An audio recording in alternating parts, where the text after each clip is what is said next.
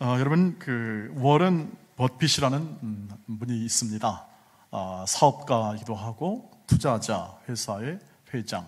이름만 딱 되면 금방 전 세계에서 통할 아주 유명한 사람인데, 이분과 점심 식사를 함께 나누면서 인생의 조언과 또 투자나 그리고 또 이런 사업에 관한 얘기를 마음껏 나눌 수 있다고 합니다. 그것이 경매 사이트에 올라왔습니다. 얼마에 낙찰되었냐면, 이 한 사업가와 점심 식사 3시간 동안 대화하면서 갖는 시간 비용의 낙찰가는 26억 원이었습니다. 놀라지 않으신 모양이 보니까 여러분 아마 되게 틀림없이 금괴가 있거나, 26억 원이라는 돈은 적은 돈이 아니고, 또 우리 서민의 입장에서는 상상할 수 없는 큰 돈이죠. 그런데 점심 한 끼 값, 3시간 이야기한 값이라 합니다. 그 값에 관하여 조언을 듣는 것이 훨씬 26억 원을 이렇게 듣는 것보다 훨씬 더 가치가 있었다 이 얘기겠죠. 근데 그것이 한 번만 있는 게 아니고 계속하여 수백억에 달하는 그러한 경매의 금액이 쌓이게 되어 이 사람은 점심 식사하면서 조언해주고 이렇게 자선 사업을 할 수 있는 그런 기회가 되었다고 합니다. 매우 사회에서 신망받는 한 사람 중이기 때문에 그의 조언, 또 특별히 사업에 관한 그의 조언을 듣는다는 것은 그만큼 가치, 수십억 원의 가치가 있겠다 해서 계속 줄을 이어서 그것을 하겠다는 사람이 나타나는 것 같습니다. 정말 그렇습니다.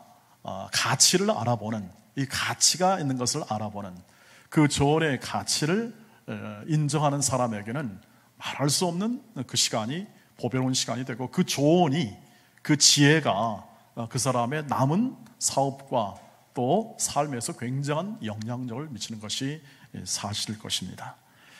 어느 한 민족이나 나라나 단체나 그리고 조직체나 공동체에 있어서 이런 지혜로운 조언을 가진 사람들의 생각과 그것을 따르며 함께 그 조직체나 단체를 건설해 가는 것이 참 지혜로운 경영 방법도 되고, 그리고 성공하는 이 땅에서 말하는 그 성공의 모습도 되리라고 생각합니다. 조언, 지혜로운 자의 조언, 권면, 이것이 우리 한국 사회도 지금 아쉽죠. 그리고 또 그것을 수용하고 함께 더불어 이 나라를 경영하는 그러한 모습과 환경도 참 저희의 기도 제목이 됩니다.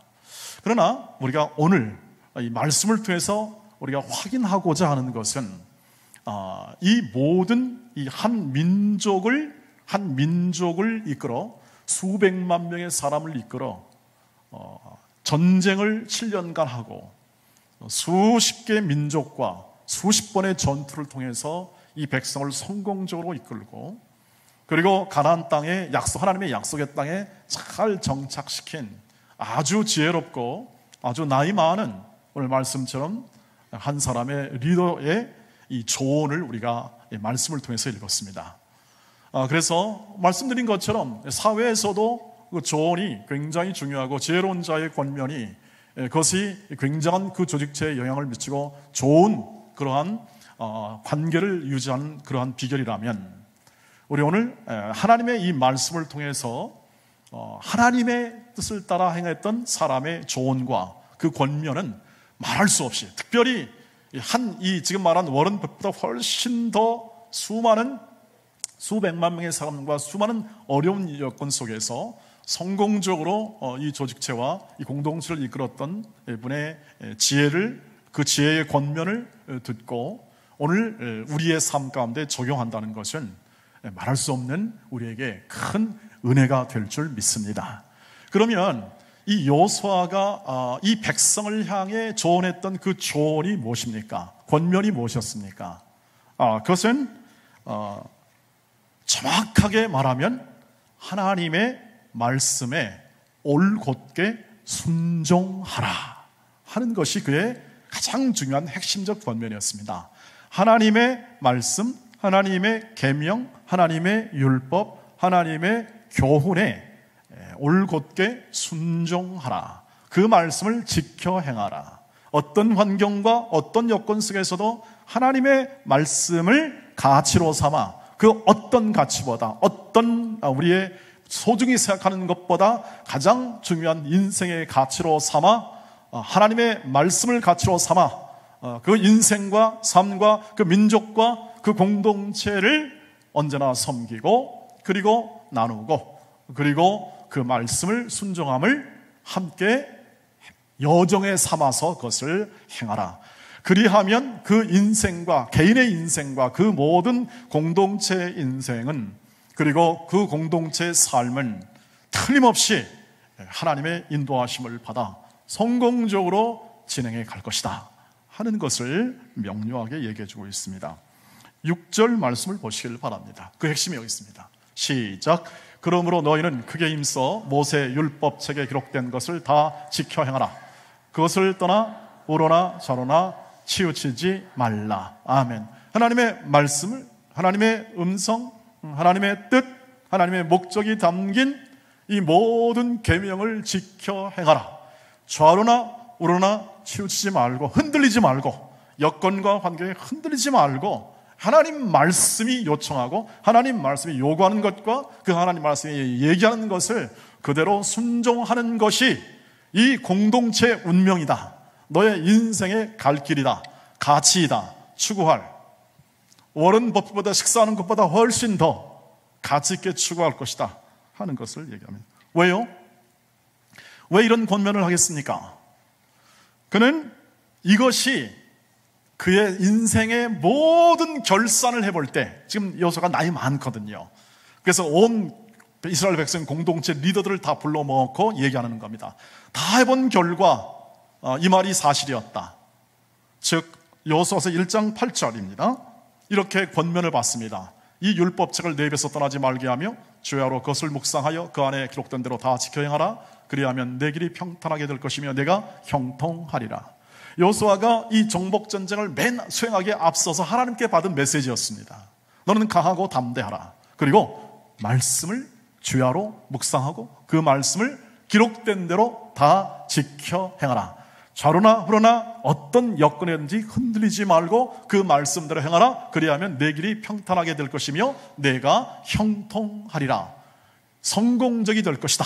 형통하다는 것은 바로 성공적인 인생을 살게 될 것이다 했는데 지나간 수십 년간의 삶을 돌아보면서 이 말이 자신의 삶 가운데 그대로 이루어집니다. 그대로. 그래서 그것을 경험과 교훈으로 삼아 오늘 이스라엘 백성에게 그대로 똑같이 얘기합니다. 하나님의 말씀, 하나님의 계명에 순종하라는 것이죠. 왜냐하면 하나님이 친히 인도하신다. 하나님이 친히 싸우신다.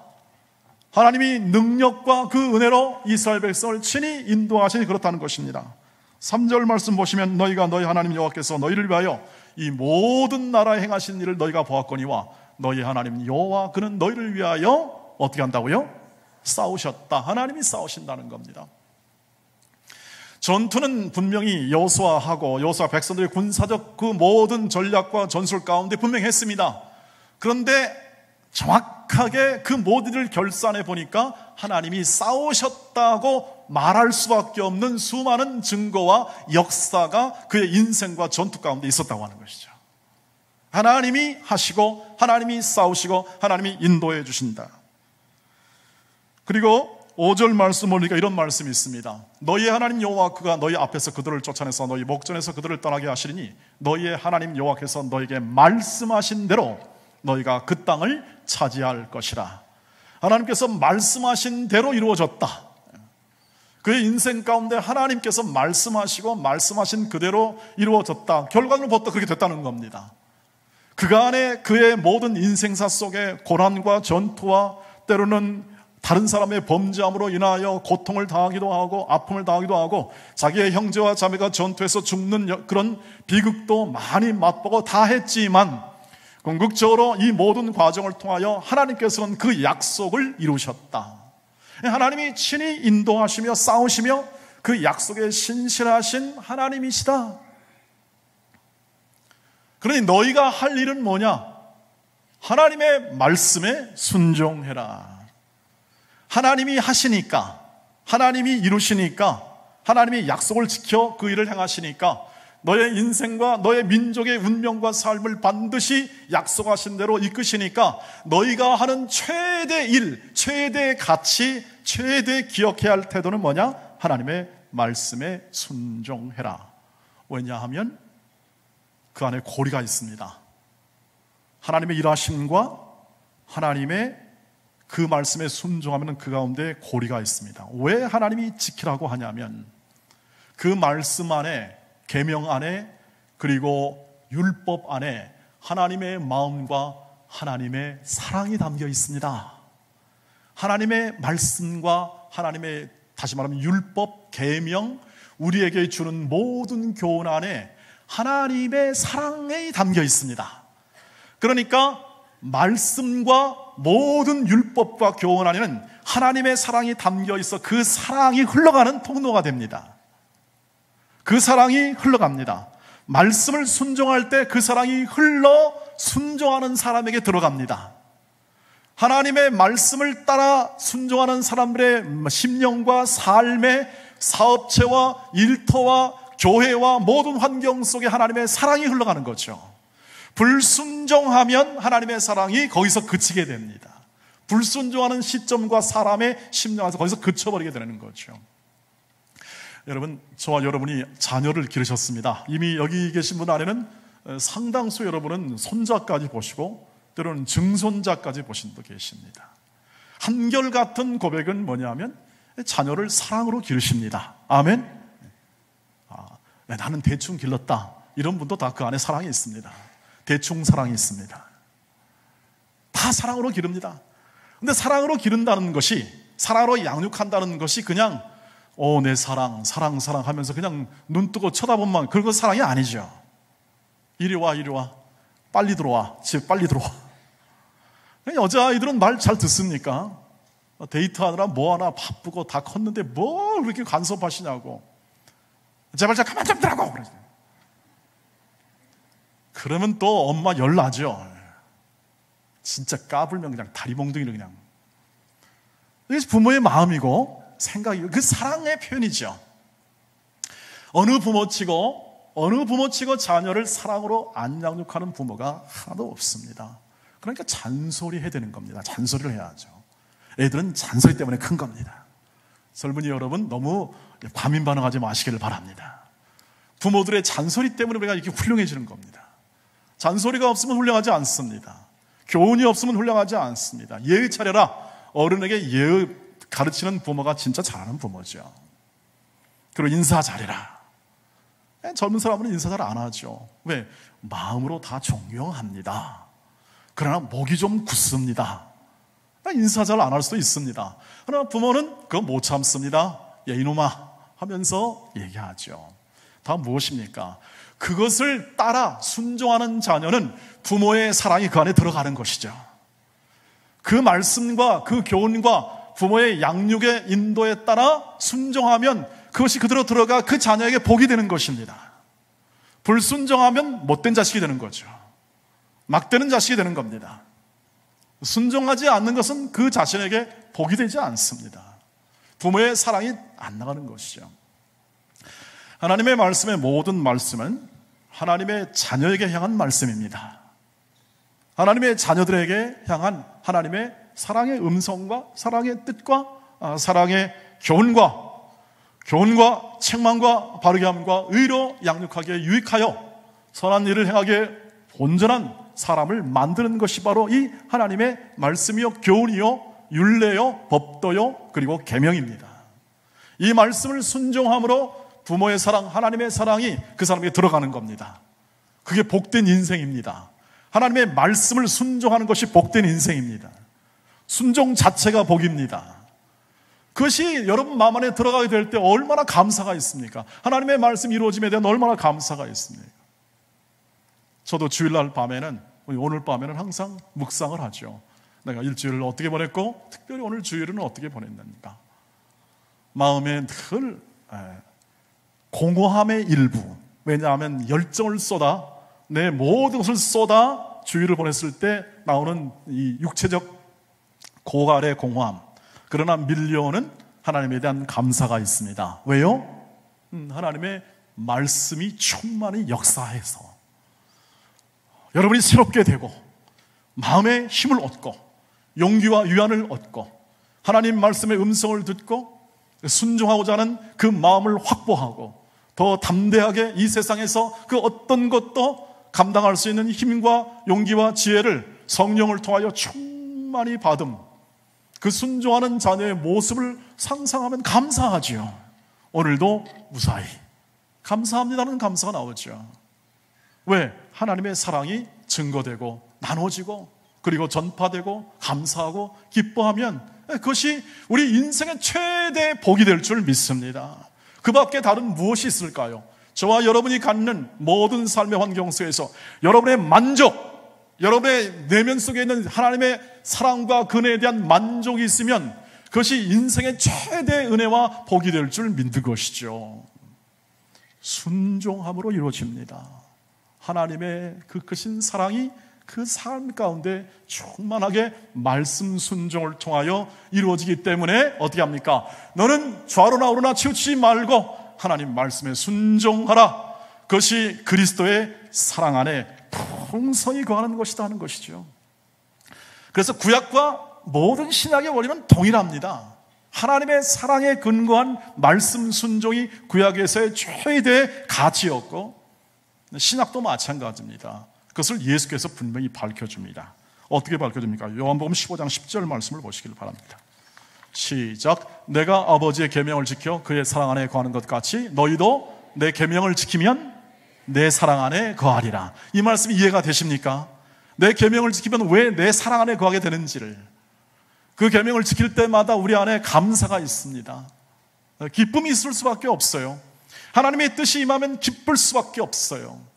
감사할 수밖에 없어요. 하나님께 드리고 싶고 하나님을 영광 드리고 찬양하고 싶은 마음이 나타날 수밖에 없다는 것이죠. 이것이 복음이고 이것이 우리가 믿는 바 도리의 우리의 힘입니다. 능력입니다. 그 어떤 세상의 환경과 여건과 모든 상황에 우리가 기대지 아니하고 주 예수 안에 있을 때 주 예수 안을 통하여 그 계명과 하나님 말씀의 순종함을 통하여 이루시는 하나님의 사랑이 내 안에 있으면 주의 사랑이 우리 안에 있게 됩니다. 그 사랑을 누리시기를 주의 이름으로 축복합니다. 하나님의 자녀이니까 당연히 누리셔야 합니다. 여러분의 초점과 관심과 생각이 거기에 가 있으셔야 합니다. 다른 그 어떤 봉사와 헌신과 그 모든 수고를 다 하더라도 주의 계명을 지켜 행함을 통하여 오늘도 그 섬기라 하신 그 섬김을 통하여 하나님의 사랑이 강같이 흐르는 것을 날마다 체험하시기를 주의 이름으로 축복합니다. 날마다 체험하십시오. 그 인생이 기쁘지 않을 수 없고 감사하지 않을 수 없고 그 인생이 소망에 가득 찰 수밖에 없는 인생입니다. 하나님의 계명은 두 가지입니다. 하나님을 사랑하십시오. 이건 내 이웃을 사랑하십시오. 이것이 모든 계명의 초점입니다. 그래서 바울이 이렇게 에베소 교인들에게 말합니다. 성도들에게 5장 1절로 2절 함께 같이 읽겠습니다. 시작. 그러므로 사랑을 받는 자녀같이 너희는 하나님을 본받는 자가 되고 그리스도께서 너희를 사랑하시는 것 같이 너희도 사랑 가운데 생활하라. 그는 우리를 위하여 자신을 버리사 향기로운 제물과 희생 제물로 하나님께 드리셨느니라. 주께서 희생 제물 자신을 드리심으로 주의 사랑을 표현해 주었습니다. 그리고 우리는 그리스도의 사랑 안에 거할 수 있습니다. 우리의 인생의 본질, 우리의 신앙의 본질, 삶의 본질은 그리스도의 사랑 안에 거하여 그 사랑을 행하는 것이 계명을 지키는 것입니다. 계명을 지킨다는 것은 많은 의무와 규칙으로 나열된 것 같지만 핵심은 예수 안에서 그리스도의 사랑을 가지고 그 사랑 가운데 이웃을 사랑하는 겁니다. 이것이 10계명의 요약이고 전 계명의 요약이고 주께서 말씀하신 내가 새 계명을 주니 너희는 서로 사랑하라. 내가 너희를 사랑한 것 같이 너희는 서로 사랑하라는 그 새 계명의 핵심입니다. 여러분 왜 하나님을 사랑하라 할까요? 하나님만이 우리에게 유일한 이 세상의 소망이기 때문에 그렇습니다. 하나님이 친히 우리를 위해서 싸우십니다. 하나님이 친히 우리의 약속을 이루십니다. 빌립보서 1장 6절 말씀처럼 이렇게 됩니다. 너희 안에서 착한 일을 시작하시니까 예수 그리스도의 날까지 이루실 줄 우리는 확신하노라. 여러분의 인생사 삶의 모든 가운데서 예수께서 다시 온 날까지 이루실 줄 저는 확신합니다. 여러분 안에서 일하시고 그 뜻을 이루실 것입니다. 그 이루실 주님, 이루실 하나님을 신뢰하며 오늘 주 안에서 역사하시는 하나님의 능력과 은혜와 사랑으로 인하여 내 인생은 충분합니다.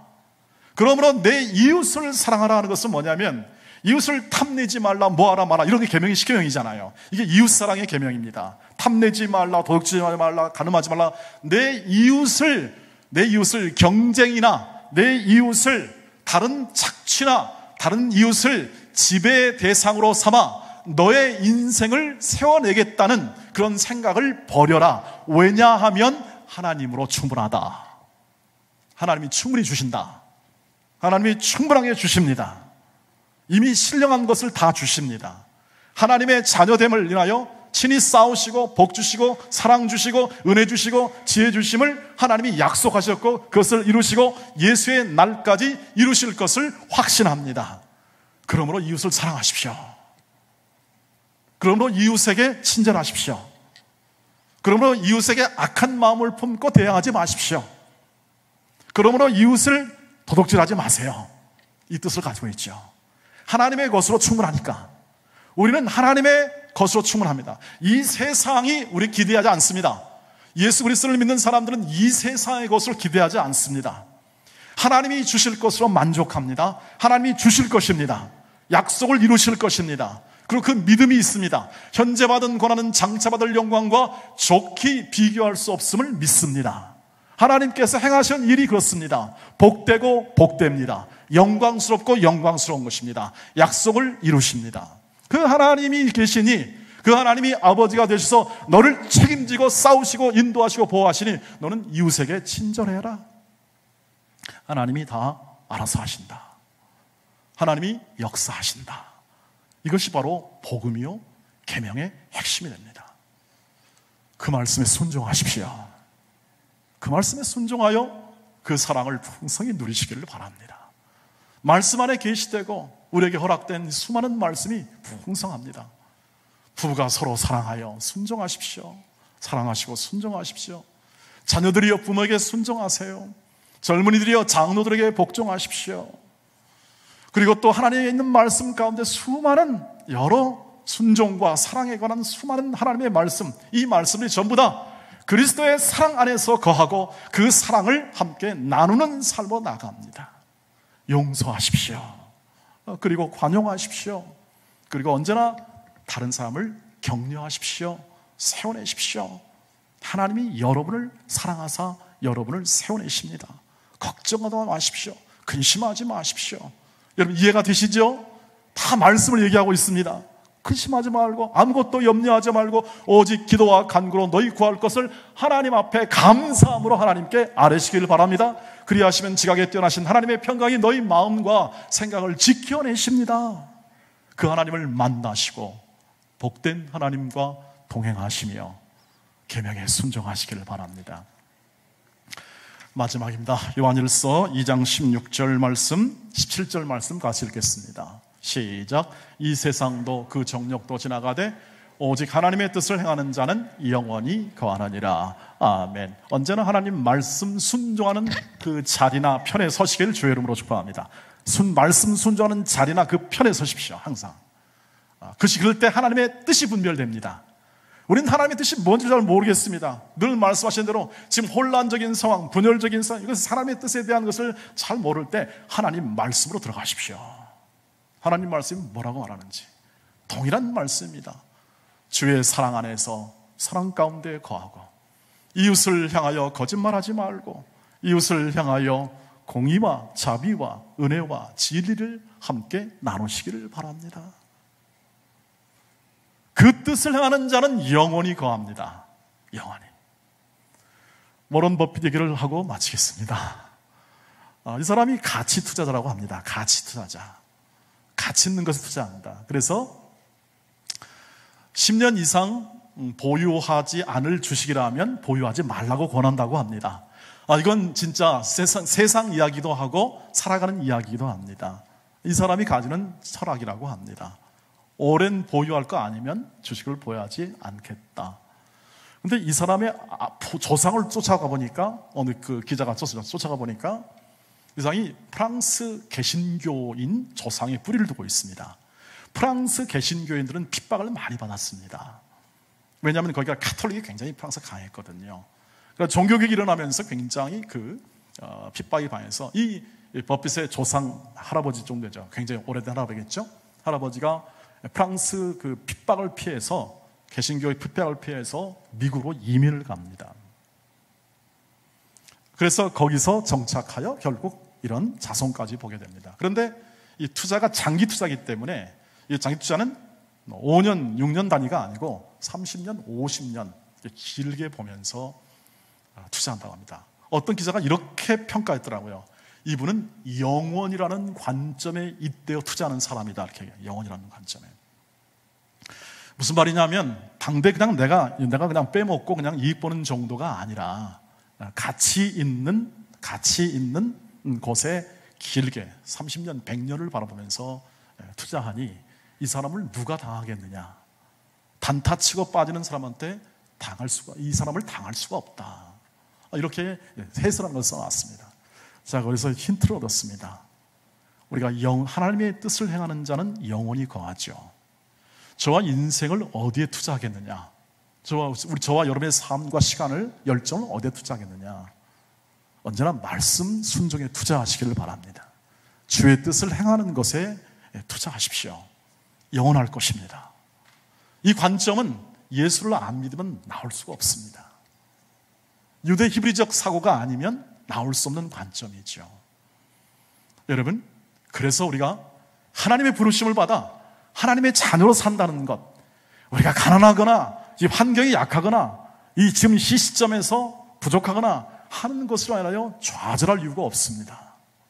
하나님이 우리의 인생과 삶을 이끄셔서 보다 완성된 시점으로, 보다 거룩한 시점으로, 보다 영광된 상황으로 우리를 이끌어 가실 것입니다.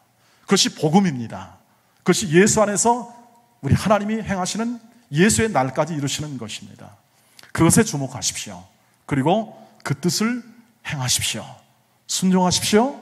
그리고 그것을 이루시는 하나님의 은혜와 영광을 예배 때마다 찬양하십시오. 그 안에 말할 수 없는 기쁨과 감사로 하나님을 찬양함에 대한 영광이 샘솟듯 솟게 될 것입니다. 이 신앙생활로 함께 하나님의 자녀됨의 영광과 특권과 명예를 누리시기를 주의 이름으로 축복합니다. 말씀에 순종하십시오. 어떤 순간에도 말씀에 순종하여 하나님의 뜻을 이루십시오. 기도하겠습니다.